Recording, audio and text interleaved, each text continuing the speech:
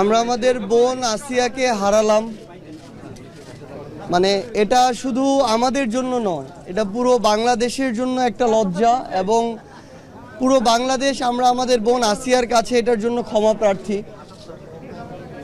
সত্যি বলতে আমরা যখন আমাদের একজন মায়ের এভাবে সন্তান হারানোর আহাজারি দেখি, তখন আমরা আমাদের জায়গা থেকে বাকরুদ্ধ হয়ে যাই, আমাদের কিছু বলার থাকে না।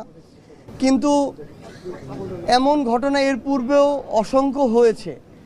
এখন সবচেয়ে বড় কথা হচ্ছে, অন্তর্বর্তীকালীন সরকার বলি, বাংলাদেশের যেই সরকারে আসুক তার কথাই বলি না কেন, মানে আমাদের না এখন সবচেয়ে বড় দায়িত্ব, আমাদের বোনকে আমরা যেভাবে হারালাম এর জন্য যারা দায়ী তাদের সর্বোচ্চ দৃষ্টান্তমূলক যে শাস্তি, মৃত্যুদণ্ড, সেটাকে যে কোনোভাবে, যে 90 দিনের একটা সময় দেওয়া হয়েছে বেঁধে,